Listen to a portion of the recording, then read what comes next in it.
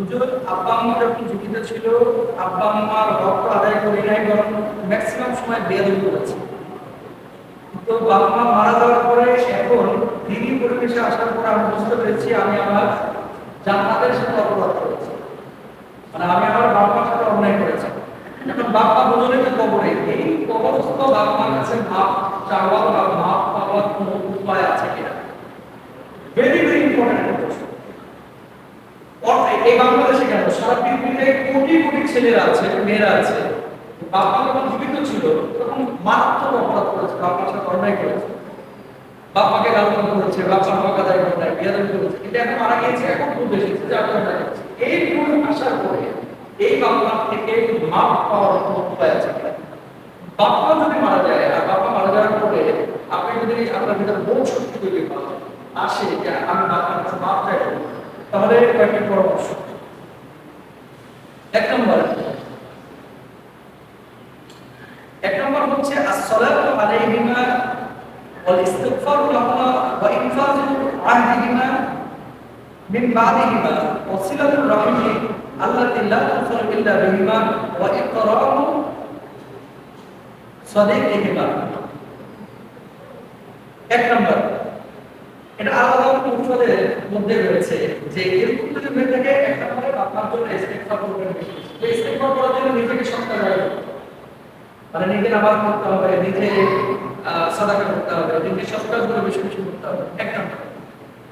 আসসালাতু আলাইহিমা, তাদের জন্য দোয়া করা, ইস্তিগফার করা, নিজে ভালো কাজ করা। দুই নম্বর হচ্ছে ওয়া ইনফাকু আহদিহিমা মিন বাদিহিমা, বাবা যে ওয়াদাগুলো করে গিয়েছিলেন পৃথিবীতে, তাদের কিন্তু ওয়াদাগুলো পূর্ণ করা। আর কোন সন্তান যদি জানে যে আমার বাবা এটা ওসিয়ত করে গেছে এবং এই ওসিয়ত পূর্ণ করার মতো তাদের সামর্থ্য আছে, এই ওসিয়তগুলো পূর্ণ করা।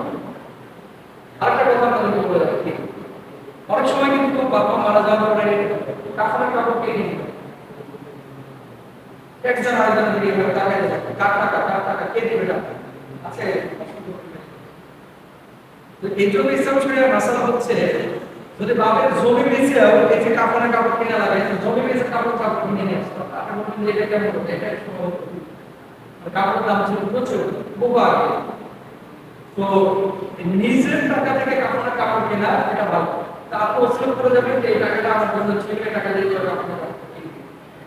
তো বাবার মৃত ওয়াদাগুলো পূর্ণ করা, বাবা হয়তো বলতে পারে যে মসজিদে একটা জায়গা দেবে, বাবা হয়তো বলতে পারে যে তোমার দাদির সাথে বেয়াদবি করবি না, তো দাদি জীবিত তাদের খেদমত করবি, এরকম হয়তো বলতে পারে। এই ওয়াদাগুলো যেগুলো করা আছে এগুলো পূর্ণ করবেন ইনশাআল্লাহ।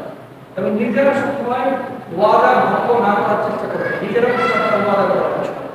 তিন নম্বর, তাদের বন্ধুদের সাথে ভালো আচরণ করা, ওয়াসিলাতুর রাহিমি আল্লাতী লা তুসালু ইল্লা বিহা, তাদের বন্ধুদের সাথে সুন্দর আচরণ করা এবং তাদের আত্মীয়দের সাথে সুসম্পর্ক বজায় রাখা।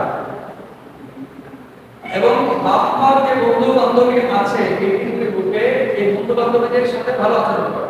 এই দেশে যে কোরবানি সামনে আসতেছে অথবা রোজার ঈদ সামনে আসবে, ঈদের সময় মনে চাই যে আব্বা যদি জীবিত থাকে তাহলে আপনাকে একটা লুটি দিবে, মা যদি জীবিত থাকতো মাকে একটা সালাম রাখতে দিত। আল্লাহ রাসূল সাল্লাল্লাহু আলাইহি ওয়াসাল্লাম একটা সাহাবী বললেন, ইয়া রাসূলুল্লাহ, মা তো জীবিত না, মাকে দিতে মন চাচ্ছে, কি করব? আল্লাহ রাসূল সাল্লাল্লাহু আলাইহি ওয়াসাল্লাম জবাব দিলেন, মাকে যে কাপড়টা বা যে জিনিসটা দিতে যাচ্ছে সেটা মায়ের দান করে দাও, আল্লাহ সুবহানাহু ওয়া তাআলা তোমার মায়ের আমল নামায় দিতে সওয়াব দিচ্ছেন। সুবহানাল্লাহ।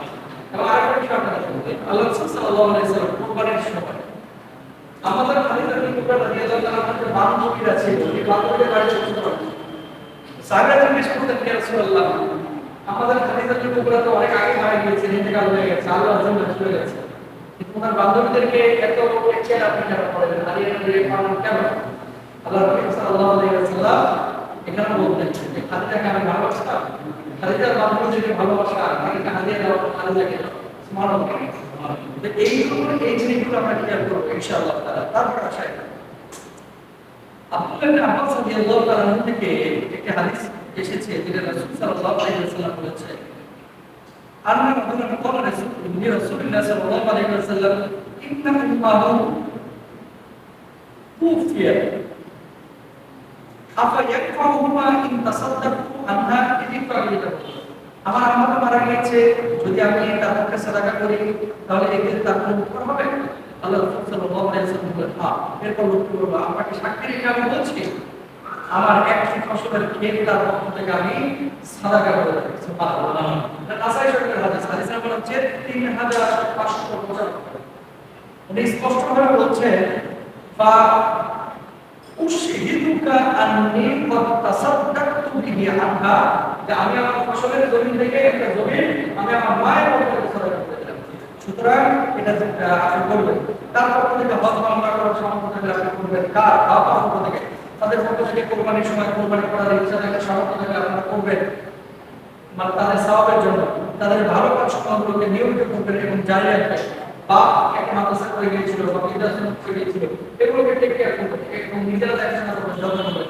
তাহলে আশা করা যায় আল্লাহ তাআলা ক্ষমা করবেন। বাপ মার দুঃখটা আপনারা বুঝতে পারবে যে আমার সন্তান আগে খারাপ ছিল এখন ভালো হয়েছে, সেই সন্তান আমার জন্য কিছু উপলব্ধি পাঠাচ্ছে, বাপ মা খুশি হবে ইনশাআল্লাহ। এমন আমাদের জায়গা হবে।